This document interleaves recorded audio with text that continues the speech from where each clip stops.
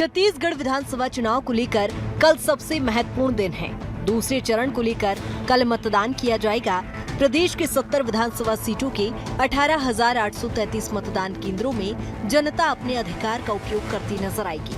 सुबह 8 बजे से शाम 5 बजे तक मतदान की प्रक्रिया संपन्न होगी, जबकि गरियाबंद जिले के 9 मतदान केंद्रों में सुबह 7 बजे से 3 बजे तक मतदान किए जाएंगे। 70 विधानसभा सीटों पर 958 प्रत्याशियों के भाग्य का फैसला ईवीएम में कैद हो जाएगा। प्रदेश के 70 विधानसभा सीटों में 1,63,14,479 मतदाता अपने मत का प्रयोग करेंगे, जिसे लेकर निर्वाचन आयोग ने सभी मतदान केंद्रों तक मतदान कर्मियों को रवाना कर दिया है। लोकतंत्र के इस सबसे बड़े महापर्व को संपन्न करवाने के लिए पर्याप्त सुरक्षा व्यवस्था भी की गई है। जो हमारे राज्य के 18,000 मतदान केंद्र है जहाँ पर कल वोटिंग होगी, इसमें से जो 50% ऐसे मतदान केंद्रों को चिन्हांकित किया गया है 9,424, जहाँ पर कि कल सीधा लाइव टेलीकास्टिंग होगा सुबह 8 बजे से मतदान की समाप्ति तक। इसके अलावा जिन मतदान केंद्रों में ये व्यवस्था नहीं है, वहाँ पर केंद्रीय सुरक्षा बलों की तैनाती की गई है ताकि वहाँ पे पीसफुली इलेक्शन संपादित हो सके। इसके साथ ही हमने माइक्रो ऑब्जर्वर्स और जहाँ आवश्यकता है शैडो एरिया था पर क्रिटिकल पोलिंग बूथ था, वहाँ पर वीडियोग्राफी की भी व्यवस्था हमने की है। छत्तीसगढ़ में पहले चरण का मतदान शांतिपूर्ण तरीके से संपन्न हो चुका है। वहीं दूसरे चरण के मतदान को लेकर तैयारियां पूरी कर ली गई है। दूसरे चरण के मतदान को लेकर 727 संगवारी मतदान केंद्र और 71 दिव्यांग मतदान केंद्र बनाए गए हैं और निर्वाचन कार्य को संपन्न करवाने के लिए 75,332 मतदान कर्मियों की ड्यूटी लगाई गई है। वहीं 14,940 रिजर्व कर्मियों की नियुक्ति की गई है। राज्य में दोनों चरणों में कुल 109 संवेदनशील और 1,670 अति संवेदनशील मतदान केंद्र चिन्हित किए गए हैं, जहां वेबकास्टिंग और माइक्रो ऑब्जर्वर की भी व्यवस्था की गई है। 727 संगवारी मतदान केंद्र, 71 दिव्यांग मतदान केंद्र, 71 युवा मतदान केंद्र, 347 आदर्श मतदान केंद्र, 14,940 रिजर्व कर्मियों की नियुक्ति, 109 संवेदनशील मतदान केंद्र, 1,670 अति संवेदनशील मतदान केंद्र।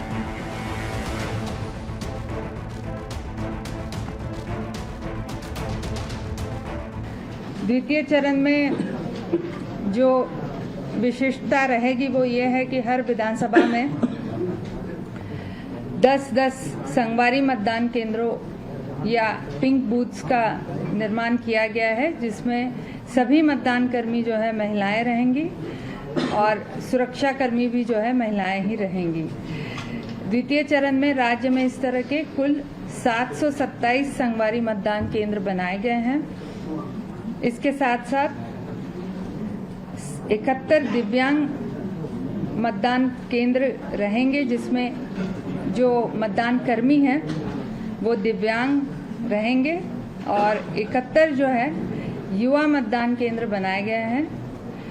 और इस तरह से इन्हीं में से 347 मतदान केंद्रों को जो है आदर्श मतदान केंद्र बनाया गया है। लोकतंत्र के सबसे बड़े महापर्व को शांतिपूर्ण तरीके से संपन्न करवाने की बड़ी जिम्मेदारी निर्वाचन आयोग और प्रशासन की है। दूसरे चरण के लिए 70 विधानसभा सीटों पर 958 प्रत्याशियों के भाग्य का फैसला कल ईवीएम में कैद हो जाएगा। हालांकि दोनों चरणों के नतीजे 3 दिसंबर को जारी होंगे, जहां नतीजों से ही स्पष्ट होगा कि इस लोकतंत्र के सबसे बड़े पर्व में जीत का सेहरा जनता किसके सिर पर बांधती है। Bureau report, BSTV। नमस्कार, जवाब तो देना होगा में आप सभी का स्वागत है। मैं हूं डॉक्टर अवधेश मिश्रा। छत्तीसगढ़ के सियासत में आखिरकार सरकार से पहले वो दिन आ ही गई जब जनता जनार्दन को जिसका इंतजार था, मसलन ये कि अब बारी मतदाताओं की है। मतदाता तमाम राजनीतिक दावे वादे सियासी समीकरण के बाद जो है अब अपने मताधिकार का इस्तेमाल करेगी। सबसे पहले बीएसटीवी की अपील कि कल आप तमाम कामों को दरकिनार करके पहले मतदान करें, उसके बाद जलपान करें।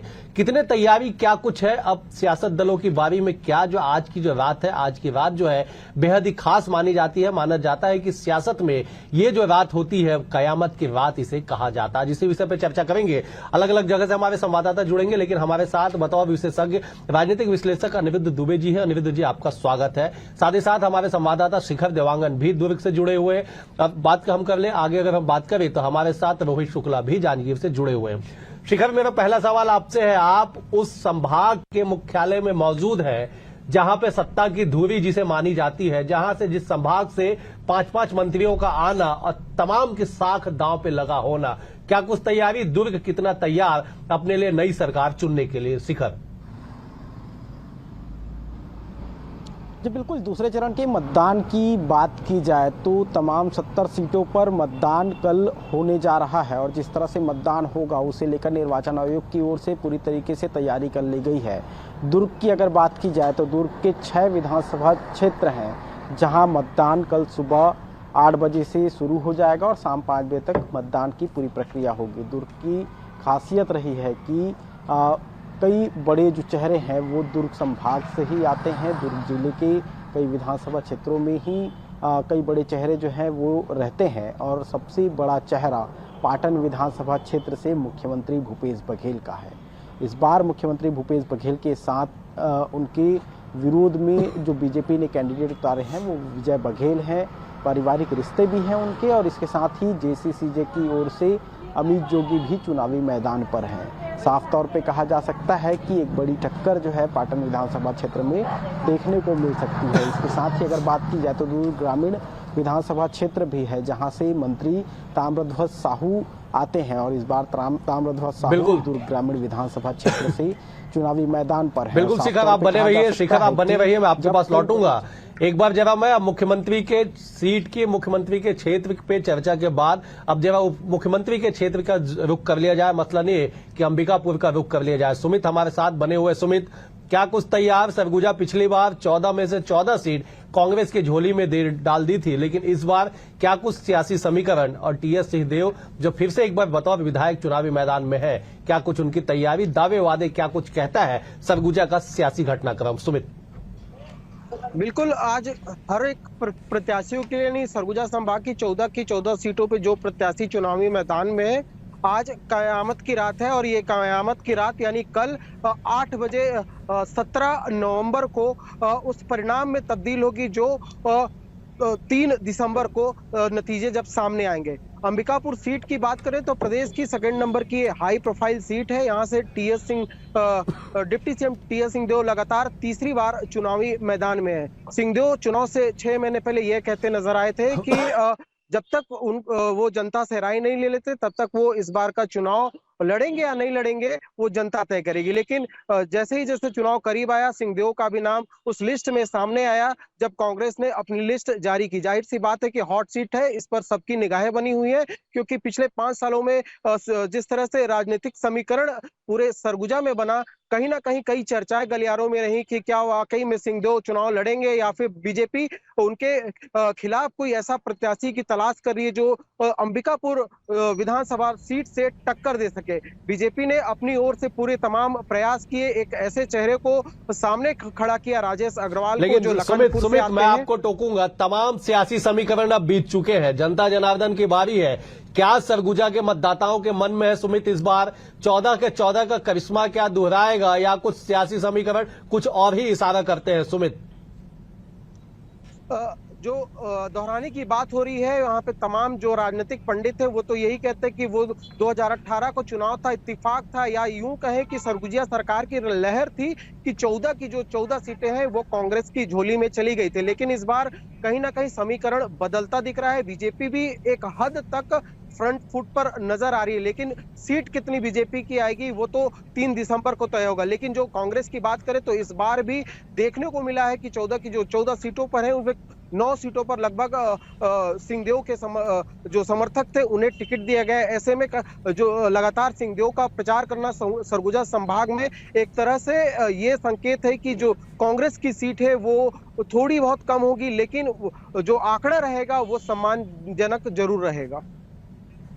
बिल्कुल बिल्कुल सुमित, आपने सही कहा कि सरगुजिया सरकार, जिस शब्द का इस्तेमाल आपने किया, दरअसल 18 में सरगुजिया सरकार के पीछे पूरी सरगुजा चल पड़ी और 14 की 14 सीटें कांग्रेस की झोले में चले गई। जनता जनार्दन को फिर से मौका मिला। 3 दिसंबर को पता चलेगा कि क्या कुछ सरगुजा के 14 सीटों का समीकरण बनता है। सुमित, आपका बेहद शुक्रिया। मैं एक बार रोहित का रुख कर लेता हूं। रोहित, आप जिस जिले से आते हैं, जांजगीर चांपा से, नेता प्रतिपक्ष नारायण चंदेल का साख जो है वो चुनावी दांव पे है और छत्तीसगढ़ में इतिहास भी रहा है। पिछला चुनाव अगर छोड़ दिया जाए तो किसी नेता प्रतिपक्ष ने कभी चुनाव जीता नहीं है। 2018 की बात को छोड़ दीजिए, टीएस सिंहदेव नेता प्रतिपक्ष थे, वो जीत के आए थे, लेकिन 2003, 8 और 13 तीन ऐसे चुनाव थे जब किसी भी नेता प्रतिपक्ष ने दोबारा जीत के सदन तक पहुंचने में नाकामयाब हुए थे। रोहित, ये देखिए, निश्चित तौर पर जांजगीर चांपा जिले में 3 विधानसभा है और तीनों ही विधानसभा की सीट जो है हार्ड सीट है। अगर हम सबसे पहले बात करें जांजगीर चांपा जिले के विधानसभा की, तो सबसे हार्ड सीट जांजगीर चांपा जिले का जांजगीर चांपा विधानसभा सीट है, क्योंकि नेता प्रतिपक्ष नारायण चंदेल यहाँ पे है। उसके साथ साथ उनके विपक्षी के तौर पर व्यास कश्यप है। व्यास कश्यप इससे पहले भारतीय जनता पार्टी में थे और लंबा समय उन्होंने भारतीय जनता पार्टी में बिताया। टिकट नहीं मिली तो वो नाराज हुए थे और नाराज होने के बाद उन्होंने बहुजन समाज पार्टी का दामन थाम लिया था। बहुजन समाज पार्टी से पिछला विधानसभा चुनाव वो लड़े थे और वहां उन्हें शिकस्त मिली थी। उसके बाद उन्होंने कांग्रेस में जो है ज्वाइन कर लिया था और कांग्रेस से इस बार जो है वो टिकट मांग रहे थे और उन्हें सफलता भी मिली। कांग्रेस पार्टी ने उन पर भरोसा जताया और उन्हें अपना प्रत्याशी बना करके नेता प्रतिपक्ष नारायण चंदेल के खिलाफ में चुनावी मैदान में उतारा है। नेता प्रतिपक्ष नारायण चंदेल और व्यास कश्यप एक ही समाज से आते हैं, कुर्मी समाज से, और एक बड़ा वोट बैंक जो है जांजगीर चांपा विधानसभा में कुर्मी समाज का है। तो निश्चित तौर पर ये कांटे की टक्कर यहाँ देखने को मिलेगी अवधेश। जिस तरीके से अगर कहा जाए, अगर हम बात करें अकलतरा विधानसभा की, तो अकलतरा विधानसभा में सौरभ सिंह जो है चुनावी मैदान में है। इसके साथ ही साथ इस बार उनके भतीजे राघवेंद्र सिंह को कांग्रेस ने प्रत्याशी बनाया है और वहां भी चाचा भतीजे की बीच में लड़ाई है। जैसा पाटन में था वैसा ही लड़ाई का जो समीकरण है यहाँ देखने को मिल रहा है। और यहाँ जोगी कांग्रेस से रोहित, वहां पे सियासी समीकरण को थोड़ा सा उलटफेर करने के लिए रोहित, मैं इसी सवाल के साथ आपके पास लौट रहा हूं कि सियासी समीकरण में ट्विस्ट डालने के लिए ऋचा जोगी भी चुनावी मैदान में है। निश्चित तौर पर अवधेश, जिस तरीके से अगर हम बात करें अकलतरा की, तो अकलतरा विधानसभा में ऋचा जोगी के आने के बाद वहां भी मुकाबला त्रिकोणी हो गया है और यही कयास लगाया जा रहा है, क्योंकि पिछला विधानसभा चुनाव भी ऋचा जोगी लड़ी थी और महज 1300 के लगभग वोटों से उसे हार का सामना करना पड़ा था। तो इस बार उसकी तैयारी डबल है, क्योंकि पिछले विधानसभा चुनाव में उसने कई क्षेत्रों का जायजा लिया। बता दीजिए रोहित, तो एक समीक्षा करके वो रोहित एक बार जब पामगढ़ का भी सियासी समीकरण जब दर्शकों को समझा दीजिए कि पामगढ़ हमेशा से माना जाता है कि बहुजन समाज पार्टी का गढ़ और क्षेत्र है, जब वहां का भी एक बार सियासी समीकरण समझा दीजिए रोहित। निश्चित तौर पर अवधेश, अगर हम बात करें पामगढ़ विधानसभा की, तो 1984 के दशक में स्वर्गीय कांसीराम यहाँ आए थे और उन्होंने बहुजन समाज पार्टी का जो है गठन किया था, उसकी नींव रखी थी। और बहुजन समाज पार्टी की कर्म भूमि और जन्मभूमि जो है पामगढ़ विधानसभा को माना जाता है। और अगर हम बात करें तो वहाँ राज्य गठन, छत्तीसगढ़ राज्य गठन होने के बाद आज तक कांग्रेस को जीत का स्वाद नहीं मिला है। भारतीय जनता पार्टी से अम्बेश जांगड़े जरूर एक बार विधायक बने हैं, लेकिन अगर वहां की भी पामगढ़ विधानसभा की बात करें तो वहां भी जो है काफी टक्कर का मुकाबला रहेगा। और जांजगीर चांपा जिले के 3 विधानसभा में चले, बिल्कुल रोहित, बेहद शुक्रिया आपका। रोहित, बेहद शुक्रिया आपका। नजर बनाए रखिएगा, कल दिन भर का अपडेट हम आपके जरिए दर्शकों से पहुंचाएंगे। बेहद हाई प्रोफाइल सीट पे आपकी जिम्मेदारी है रोहित, आप नजर बनाए रखिएगा। फिलहाल बेहद शुक्रिया आपका। अनवित जी, मैं अब आपके पास मैं रुक करता हूं, इसके बाद मनोहर के पास मैं जाऊंगा, महासमुंद से जुड़े हुए हैं। 70 सीटों का घमासान है जी। अगर 70 सीटों के आकलन को या पिछली बार के आंकड़े को देखा जाए तो इस 70 में से 52 सीटें कांग्रेस के पास थी 2018 में जी। 52 सीट। क्या कहता है आपका सियासी समीकरण, क्या गणित लगाते हैं आप? देखिए अवधेश जी, पिछले चुनाव की बात करें हम 2018 की, तो बहुत चौंकाने वाले परिणाम सामने आए थे। 68 सीट के साथ जो है कांग्रेस सरकार बनाई थी, ये आप जान रहे हैं, मैं जान रहा हूं और हमारे सब साथी लोग जान रहे हैं। और यहाँ पे देखिए दो बात आई थी, एक सरगुजा की बात जो हमारे मित्र कह रहे थे, मैं वो सुन रहा था, और मैं इसको जो है रायपुर और दुर्ग संभाग को भी जोड़ता हूं। रायपुर और दुर्ग संभाग में चर्चा चली हुई थी कि भूपेश बघेल जी मुख्यमंत्री बनने जा रहे हैं, 2018 की बात है। निश्चित रूप से दुर्ग संभाग जो है कहीं ना कहीं वो भूपेश बघेल जी का तो है ही, और रायपुर में भी उन्होंने अच्छे खासे समर्थकों की टीम जो है प्रदेश कांग्रेस अध्यक्ष रहते हुए तैयार कर ली। बिल्कुल सही। सरगुजा में ये हवा बनी हुई थी कि टीएस बाबा साहब जो है मुख्यमंत्री बनने जा रहे हैं, सरगुजिया सरकार जो सुमित ने कहा। हाँ, सरगुजा में जो है सरगुजिया सरकार जी, वहां पे एक मतलब वो हवा बनी हुई थी कि टीएस सिंहदेव जी मुख्यमंत्री बनने जा रहे हैं, तो वो एक जो है वहां पे उसका अपना एक असर था कि 14 की 14 सीटें। फिर इधर दुर्ग संभाग की बात करें तो केवल डॉक्टर रमन सिंह जी जो राजनांदगांव से जीते, बाकी सारी सीटें जो है मतलब कांग्रेस को। और फिर बस्तर में जो हवा थी तो वो तो थी ही थी। तो कुल मिला के जो है उस समय बहुत चौंकाने वाले जो परिणाम आए थे अवधेश जी, और जब सरकार बनी तो उस समय अजीत जोगी जी जीवित थे, बिल्कुल, और वो मरवाही से चुनाव जीतकर जो है सदन में पहुंचे थे। उन्होंने एक बात कही थी विधानसभा के भीतर, तो उस बात को मैं कोड करूंगा कि ऐसा चौंकाने वाला परिणाम जो है छत्तीसगढ़ में अब शायद ही कभी आए। अगर कहीं उस बात को हम सोचें और विचार करें। बिल्कुल अरविंद जी, आप बिल्कुल सही करें। उस बात का गवाह मैं भी हूं। मैं भी बतौर पत्रकार उस दीर्घा में मौजूद था जब अजीत जोगी ने इस बात को कहा था कि शायद वैसा चौंकाने वाले परिणाम छत्तीसगढ़ में दोबारा देखने को मिले। और सुमित जिस तरह से सरगुजा का जिक्र कर रहे थे, बस्तर में चुनाव संपन्न हो चुका है। बस्तर के लोग ने, बस्तर के हमारे साथियों ने भी कहा, सरगुजा ने भी कहा कि 2018 का चमत्कार होना अब शायद संभव दिखाई पड़ नहीं रहा है। जी अवधेश जी, फिर बात यही है अभी जो है।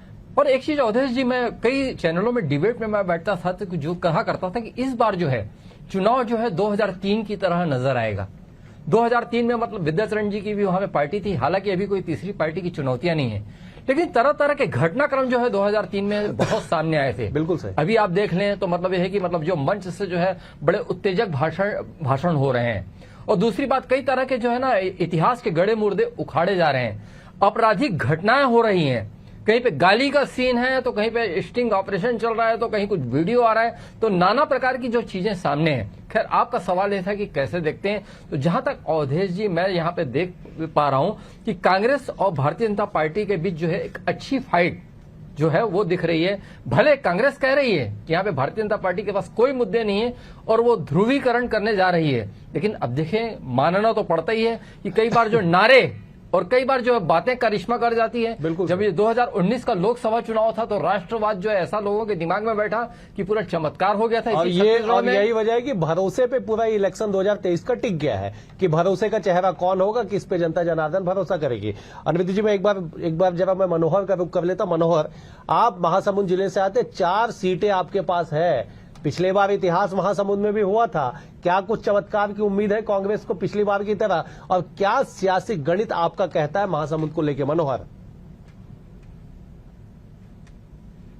महासमुंद जिला एक ऐसा जिला है जहां का सियासी समीकरण न केवल महासमुंद में बल्कि पूरे प्रदेश में जो है चर्चाओं में रहा है। इसी के कड़ी में अगर 2018 की बात करें तो 2018 में जो परिवर्तन महासमुंद जिले में देखने को मिला था, चारों के चारों विधानसभा सीट, चाहे महासमुंद, कल्लारी, बसना और सरायपाली, सभी जो है वो कांग्रेस के पाले में चले गए थे। बहरहाल इस जो चारों सीट है उसको बरकरार रखने के लिए एक बार फिर एड़ी चोटी की जोड़ कांग्रेस लगा रही है। इससे पहले कि हम सियासी समीकरण की बात करें, महासमुंद जिले में होने वाले निर्वाचन आयोग की जो तैयारी है उसको लेकर हम चर्चा कर लेते हैं। जो डाटा हमको निर्वाचन आयोग से प्राप्त हुआ है उसके हिसाब से महासमुंद जिले की चारों विधानसभा सीट से 1079 जो पोलिंग बूथ है वो बनाए गए हैं, जहां पर पोलिंग पार्टियां पहुंच चुकी है। आज पूरी रात जो है वो तैयारियां हो जाएगी और कल सुबह 8 बजते ही जो निर्वाचन की प्रक्रिया है वो शुरू हो जाएगी। से देखते हुए जो तैयारी की गई है उसमें जो है 121 संवेदनशील पोलिंग बूथ बनाए गए हैं महासमुंद जिले में, क्योंकि महासमुंद जिला ओडिशा के 2 जिलों से कनेक्टेड है। इसे देखते हुए संवेदनशील जिले पर जो है फोर्स की तैनाती की गई है, जहां पर जो है पूरी सुरक्षा व्यवस्था की जो है निर्वाचन आयोग दावा कर रहा है। इसके अलावा यदि बात करें महासमुंद जिले में इस बार 8,55,503 वोटर, जिसमें 4,33,714 पुरुष मतदाता, 7,21,778 महिला मतदाता और 20 अन्य मतदाता जो है अपने मत उपयोग करेंगे और पूरा आहुति देंगे और वही प्रत्याशियों के भाग्य का फैसला करेंगे। बिल्कुल बिल्कुल मनोहर, और यही वजह है कि अब हमने भी जो टैगलाइन दिया है कि अब बारी मतदाताओं की, मतदाता तय करेगी कि इस बार किसकी सरकार बनेगी। 3 दिसंबर को पता चलेगा। मैं शिखर का रुख कर लेता हूं। शिखर, दुर्ग में मुख्यमंत्री का चेहरा, ताम्रध्वज साहू गृह मंत्री है प्रदेश के, रविंद्र चौबे वरिष्ठ मंत्री वहां से आते हैं, उसी संभाग से अनिला भेड़िया भी आती है, उसी संभाग से गुरु रुद्र कुमार भी आते हैं और उसी संभाग से मोहम्मद अकबर भी मंत्री आते हैं। हालांकि उनकी सीट पे चुनाव हो चुका है और इसी संभाग से प्रेम प्रकाश पांडे फिर से चुनावी मैदान में है। बीजेपी ने अपनी पूरी ताकत झोंक दी है। क्या कुछ दुर्ग की जनता का क्या रुख है, क्या कुछ पता चल पा रहा है कि आखिरकार जनता का मूड क्या है इस बार सरकार चुनने को लेके? शिखर, देखिए, जिस तरह से चर्चाएं हो रही हैं उन चर्चाओं पे अगर गौर किया जाए तो जो हम कह रहे हैं कि 2018 के जो नतीजे आए थे उन नतीजों के जैसा नतीजा जो है अब देखने को नहीं मिलेगा। वही स्थितियां दुर्ग में भी नजर आ रही हैं, क्योंकि जिस तरह से दुर्ग जिले की अगर बात की जाए तो 6 विधानसभा सीटें हैं और 6 विधानसभा सीटों में एकमात्र सीट बीजेपी के खाते पे गई थी विद्यारतन भसीन के रूप में। हालांकि विद्यारतन भसीन के निधन के बाद ये सीट रिक्त हो गई है। अब 2023 के विधानसभा चुनाव है। रिकेश सेन जो वैशाली नगर से पार्षद हैं उनको चुनावी मैदान पर बीजेपी उतारी है। एक बड़ा दांव बीजेपी खेलती हुई नजर आई है। इसके साथ ही अगर बात की जाए तो जिस तरह से पाटन विधानसभा सीट में जो रणनीति बीजेपी अपना रही है उसमें विजय बघेल को चुनावी मैदान पर उतारा गया है। इसके साथ ही जेसीसीजे से अमित जोगी चुनावी मैदान में हैं।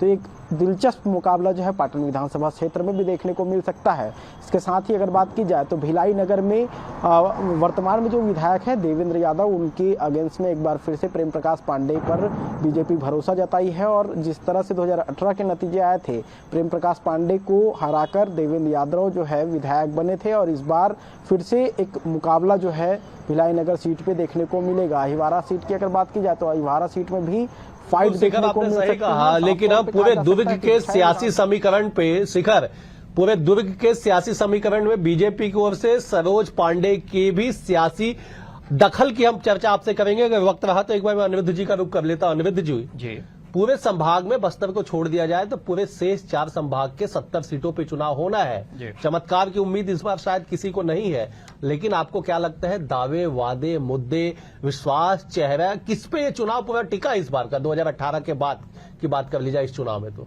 देखिए कई सारी चीजें जो है इस बार के चुनाव को प्रभावित करेगी अवधेश जी, क्योंकि आपने जो है सवाल किया था अभी शिखर से, तो मैं सुन रहा था, वो दुर्ग संभाग को लेकर था। आपने वहां पे उल्लेख किया भूपेश बघेल जी का, आपने रविंद्र चौबे जी का उल्लेख किया, ताम्रध्वज साहू जी, मोहम्मद अकबर जी, गुरु रुद्र कुमार जी, अनिला भेड़िया जी, प्रेम प्रकाश पांडे जी और डॉक्टर रमन सिंह जी भी जो है वहीं दुर्ग संभाग के नेता हैं। अब आप ये देखिए कि मुख्यमंत्री भूपेश बघेल जी जब राजनांदगांव क्षेत्र में थे तो उन्होंने राजनांदगांव को संभाग बनाने की घोषणा की। राजनांदगांव एक बहुत बड़ा मुद्दा है। बिल्कुल सर। अब वहां पे इस मुद्दे का क्या असर पड़ता है जनमानस में, ये देखने लायक बात रहेगी। फिर आपने बस्तर की भी बात की, तो अभी ये जहां तक कि बस्तर की बात है अवधेश जी, तो बहुत वहां पे पेचीदगी है। हालांकि आज की तारीख में देखें तो 12 की 12 सीटें कांग्रेस के पास है, लेकिन आम आदमी की पार्टी जो यहाँ पे ऐसा लगता है कि अभी आई है, लेकिन मैं जानता हूं कि 2013 से छत्तीसगढ़ में ये मौजूद है और हर बार जो है उसका टारगेट जो है वहां पे वो बस्तर ही रहता है, बस्तर को ही जाता। लेकिन अनिरुद्ध जी 2018 में आम आदमी पार्टी में जो स्पार्क छत्तीसगढ़ में दिख रहा था बड़े चेहरों के साथ, संकेत ठाकुर, उचित शर्मा जैसे तमाम बड़े चेहरे उनके पास थे, इस बार तो चेहरे का अभाव, स्पार्क कहीं कम नहीं दिखाई पड़ा आपको? अनिरुद्ध जी मैं रोकूंगा एक बार, मैं राकेश का रुख कर लेता। राकेश बेहद ही महत्वपूर्ण सीट पे मौजूद है, वो मुंगेली जिले से है, लोरमी, जहां पे बीजेपी के प्रदेश अध्यक्ष अरुण साव चुनावी मैदान में उतरे हुए हैं। राकेश, आप तक मेरी आवाज पहुंच रही तो जरा आप दर्शकों को समझा दीजिए कि अरुण साव का हॉट सीट बना हुआ है मुंगेली, क्या कुछ मुंगेली और क्या कुछ लोरमी का सियासी समीकरण है, जरा एक बार दर्शकों को समझा दीजिए राकेश। जी बिल्कुल, मुंगेली जो है मुंगेली में जो लोरमी विधानसभा सीट है वो छत्तीसगढ़ का सबसे हाई प्रोफाइल सीट बना हुआ है, क्योंकि यहाँ पर जो है छत्तीसगढ़ के भाजपा के जो प्रदेश अध्यक्ष हैं अरुण साव जी, वो यहाँ पे मैदान में हैं। और वहीं अगर मैं बता दूं कि कांग्रेस से जो यहाँ पर जो पिछड़ा वर्ग आयोग के अध्यक्ष से थानेश्वर साहू, वो यहाँ पर मैदान में है। यहाँ पर मैं आपको बता दूं कि जो है त्रिकोणीय संघर्ष है, क्योंकि यहाँ पर जो जिला अध्यक्ष है कांग्रेस के सागर सिंह बैस, वो भी जो है पार्टी से नाराज होकर के यहाँ पर जनता कांग्रेस छत्तीसगढ़ का दामन थामे हुए हैं और वो यहाँ पर मैदान में है। आपको बता दूं कि यहाँ पर जो पिछले 15 साल से वो यहाँ पर सक्रिय थे और वो एक एक गांव में उनकी पकड़ बहुत ज्यादा मजबूत है। अभी अगर आज देखा जाए तो अरुण साव के लिए सबसे बड़ी अगर जो बड़ी चुनौती है तो वो सागर सिंह ही हैं, क्योंकि उनकी गांव-गांव में बहुत ज्यादा पैठ है। अरुण साव जी का यहाँ पर साहू वोटर बहुत ज्यादा है। निश्चित तौर पे साहू जो वोटर हैं वो उनके परंपरागत वोट है जरूर, लेकिन जो एक बहुत बड़ा वर्ग है सतनामी समाज का, वो भी एक निर्णायक वोट यहाँ पर रहता है।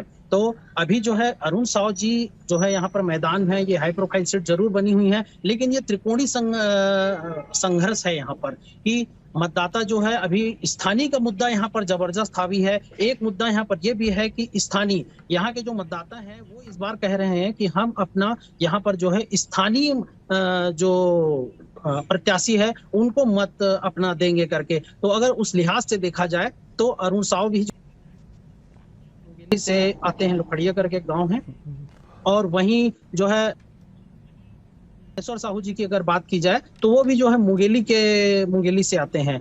तो ये एक बड़ी समस्या उनके लिए बनी हुई है। जी बिल्कुल बिल्कुल बिल्कुल बिल्कुल राकेश, आपने बिल्कुल सही कहा कि अगर किसी पार्टी का प्रदेश अध्यक्ष का सीट त्रिकोणीय मुकाबले में फंस जाए तो समझा जा सकता है कि न केवल उस पार्टी बल्कि उस प्रत्याशी के लिए भी कितनी बड़ी ये चुनौती होगी। चुनौती से क्या वो पार पाएंगे नहीं पाएंगे वक्त तय करेगा। कल तो इतना तय है कि जनता जनार्दन अपने मताधिकार का इस्तेमाल करेगी। मैं एक बार शिखर का रुख कर लेता हूं। शिखर, जब फटाफट इस बात का जानकारी दे दीजिए कि कल मुख्यमंत्री से लेकर तमाम जो दिग्गज आपके क्षेत्र में मतलब दुर्ग संभाग में है वो मतदान के लिए कितना तैयार है, क्या वोट अपील वो लोगों से कर रहे हैं? शिखर, देखिए, जिस तरह से मतदान की पूरी प्रक्रिया अपनाई जा रही है, निर्वाचन आयोग ने जो मतदान दल है उसे मतदान केंद्रों तक रवाना भी कर चुके हैं और जो प्रक्रिया है वो अब मतदान कर्मी धीरे धीरे शुरू करते नजर आ रहे हैं। पूरी तैयारियां जो है कर ली गई हैं और इसके साथ ही बात की जाए तो कल सुबह 8 बजे से मतदान होना भी शुरू हो जाएगा। और जिस तरह से मतदान की पूरी प्रक्रिया अपनाई जा रही है, जो प्रत्याशी हैं वो भी लोगों के बीच पहुंच रहे हैं, क्योंकि जो प्रचार है वो थम चुका है, लेकिन डोर टू डोर कैंपेनिंग जो है अब भी जारी है। जनता के बीच पहुंचने की पूरी कवायद ठीक है। शिखर, मैं आपको रोकना चाहूंगा, कोमल हमारे साथ जुड़ गए हैं। शिखर, मैं आपको रोकना चाहूंगा, कोमल हमारे साथ बेमेतरा से जुड़े हुए हैं। नवागढ़, बेमेतरा, साजा, 3 ऐसे विधानसभा कोमल के पास है जो हाई प्रोफाइल हो चुके हैं। कोमल, पूरा वोटों का पोलराइजेशन जो जिस तरह से चुनाव पूरे देश में जिस तरह से माहौल बना, हिंदू बना मुसलमान, वो आपके साजा विधानसभा में सर्वाधिक दिखाई पड़ा। अमित शाह की सभा भी वहीं होती है, योगी आदित्यनाथ की सभा भी वहीं होती है। क्या जनता का मूड है बेमेतरा का? कोमल, देखिए, निश्चित तौर पर बेमेतरा जो है काफी हाई प्रोफाइल सीट बन के, खासतौर पर जब बीरनपुर वाला जो मामला हुआ है, लिहाजा 9वीं बार चुनाव लड़ रहे मंत्री जो इलाके से आते हैं रविंद्र चौबे, उनके सामने एक साधारण से परिवार के व्यक्ति खड़ा किया गया है। लिहाजा ये सीट जो है काफी हाई प्रोफाइल हो गया। एक तरफ लोग ये अंदाजा लगा रहे हैं कि जो मतदाता शांत है इसका रुख किस तरह से निकलेगा। जाहिर सी बात है, जो दूसरी सीट आती है नवागढ़, उसमें भी जो 6 बार से चुनाव लड़ रहे थे आदर्श बघेल, उनके सामने में मंत्री रुद्र गुरु है। वही हाल बेमेतरा विधानसभा का भी है। आशीष छाबड़ा का कद कितना बड़ा है ये किसी से छुपा नहीं है। उनके सामने एक नई नवेले में कहूंगा ऐसे प्रत्याशियों को भाजपा ने अपना प्रत्याशी बनाया है। तो बिल्कुल जो सोच के अनुरूप इस बार यहाँ पे चुनाव हो रहा है। जी